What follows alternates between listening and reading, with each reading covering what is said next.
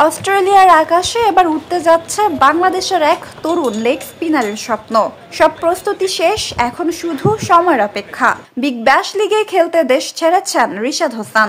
অস্ট্রেলিয়ার ঘরোয়া টি-20 ক্রিকেটে সবচেয়ে জনপ্রিয় আসর, আর সেই মঞ্চেই বর্তমান চ্যাম্পিয়ন হোবার্ট হ্যারিকেন্সের হয়ে মাঠে নামবেন তিনি। গত মৌসুমেও ডাক পেয়েছিলেন রিশাদ। দল ছিল একই, হোবার্ট হ্যারিকেন্স। কিন্তু সেবার সবকিছু ঠিক থাকলেও শেষ মুহূর্তে বাধা হয়ে দাঁড়ায় বিসিবির অনাপত্তিপত্র। ফলে হাতছাড়া হয় বড় সুযোগ। তবে এবার আর কোনো সংশয় ছিল না, আগেভাগেই মিলেছে অনাপত্তিপত্র। তাই বিপিএল নিলামে রিশাদের নাম রাখা হয়নি। সেই পরিকল্পনারই সফল বাস্তবায়ন এখন। হোবার্ট দলে এবার ৩ জন বিদেশি ক্রিকেটার।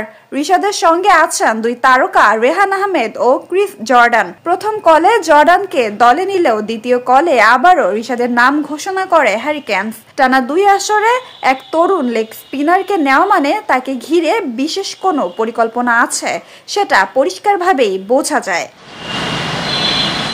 টি-20তে রিশাদের যাত্রা খুব দীর্ঘ না হলেও বেশ সংগ্রহশালী। 96 ম্যাচের অভিজ্ঞতা, সঙ্গে আছে একটি 50, আর ব্যাট হাতে স্ট্রাইক রেট 134-এরও বেশি। লেগ স্পিনের বৈচিত্র্য আর আক্রমণাত্মক মানসিকতায় দেশের টি-20 দৃশ্যে জায়গা করে নিয়েছেন অনেকটাই জোরেই।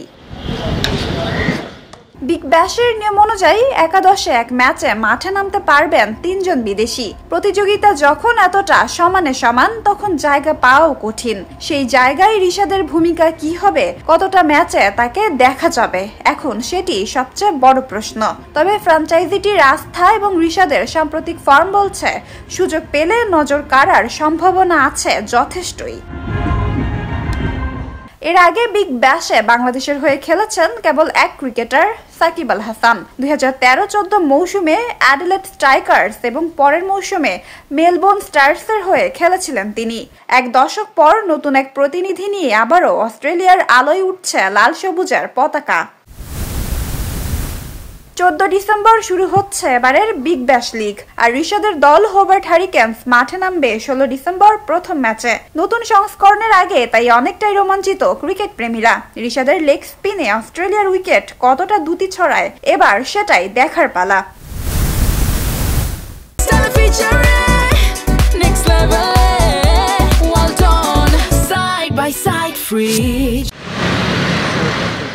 বিগ ব্যাশে রিশাদের হোবার্ট হ্যারিকেন্সের ম্যাচগুলো অনুষ্ঠিত হবে যথাক্রমে 16, 18, 21, 26 ও 29 ডিসেম্বর এবং 1, 3, 9, 11 এবং 14 জানুয়ারি।